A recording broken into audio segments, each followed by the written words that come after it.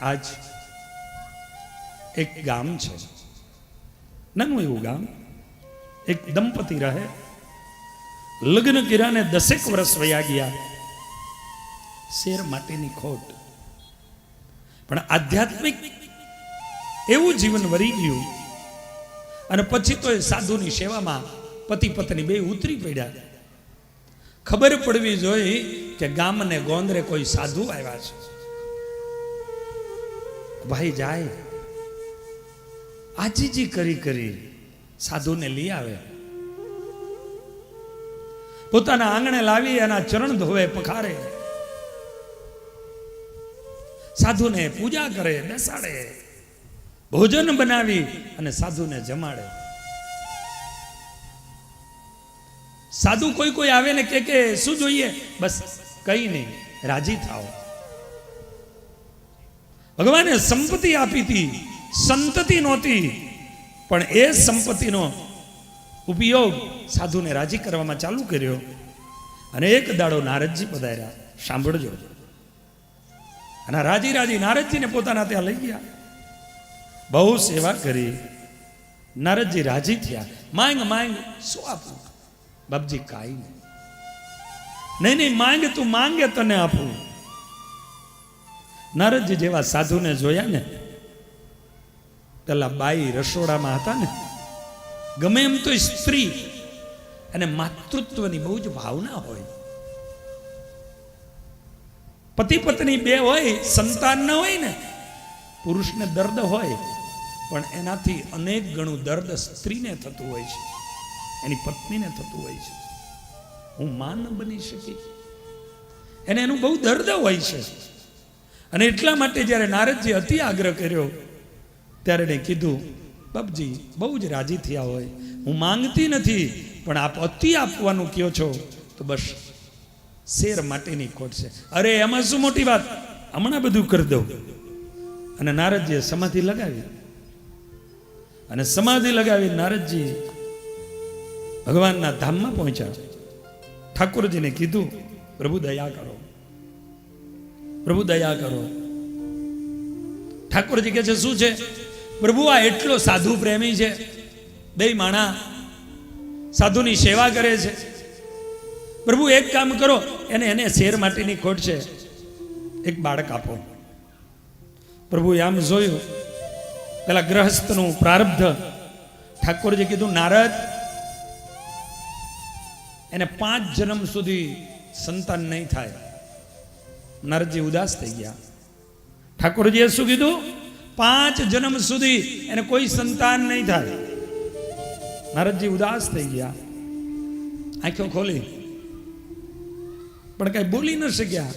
ઓલા બંને દંપતીએ વંદન કર્યા, બાપજી જે હોય બસ આપ રાજી રહ્યો, આ તો તમે કીધું એટલે, બાકી અમારે તમને રાજી કરવા સિવાય કાંઈ નથી જોઈતું.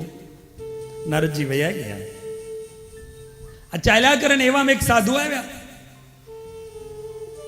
અને આવીને ગામની તળાવની ભાગોરે બેઠા છે. અને ખબર પડી આ લેવા ગયા. સાધુ કીધું, નથી આવવું. બાપજી આવો ને. અરે કીધું નહીં, વયો જા જા. બાપજી આપણા જેવા સાધુના પગલા ક્યાંથી?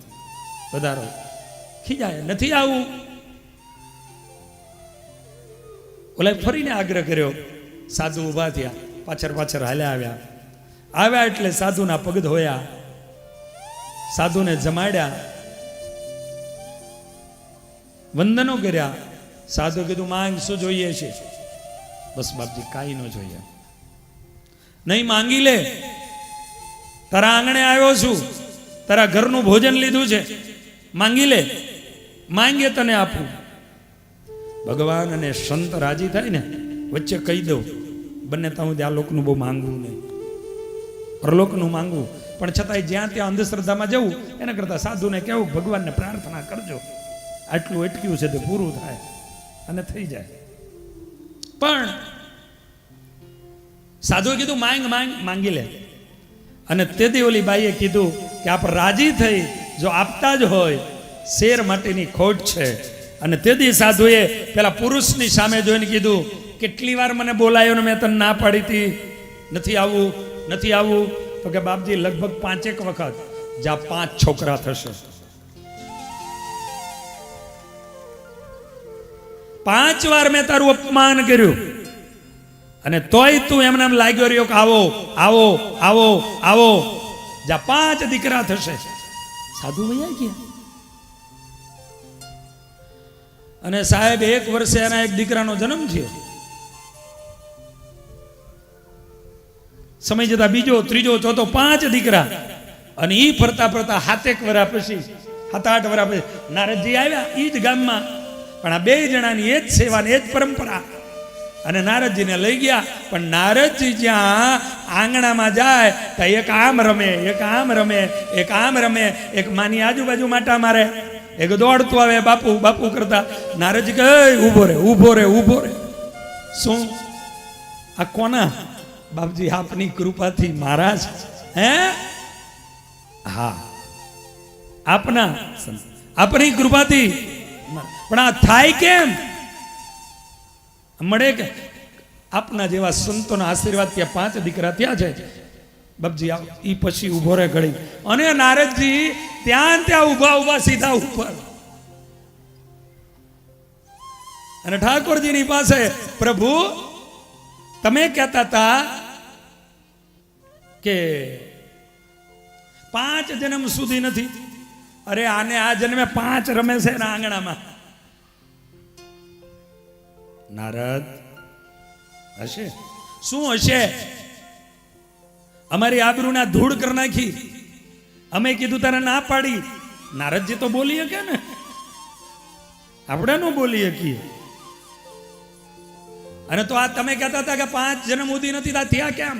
નારદ સાંભળ, ઠાકોરજી કહે છે, નારદ તું મારી પાસે લેવા આવ્યો હતો. તે મને એવું કીધું તું કે પ્રભુ તમે દીકરા આપો. નારદ આ મેં નથી આપ્યા. તો એ સાધુએ એની સાધનાના પ્રતાપે એના પ્રારબ્ધો બારી નાખ્યા. જે 5 જન્મે નહોતા થવાના એ આને આ જન્મે ત્યાં. એ સાધુની સાધના હતી, એ સાધુની સાધના હતી. સંત કૃપાએ સુખ ઉપજે, સંત કૃપાથી સદકામ. સંત કૃપાએ સુખ ઉપજે, સંત કૃપાથી સદકામ. સંત કૃપાથી પામીએ પૂરણ પુરુષોત્તમ ધામ. સંત કૃપાથી પામીએ પૂરણ પુરુષોત્તમ ધામ. સંત કૃપાએ સદમતિ જાગે, સંત કૃપાથી સદગુણ. સંત કૃપા વિના સાધુતા કહો ને પામ્યા કોણ. સંત કૃપા વિના સાધુતા કહો ને પામ્યા. આ સંત કૃપાનું કારણ છે, આ સેવાનું કારણ છે.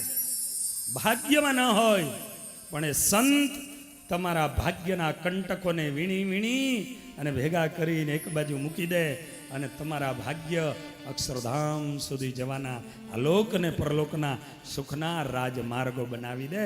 એ સાધુઓ બનાવે છે.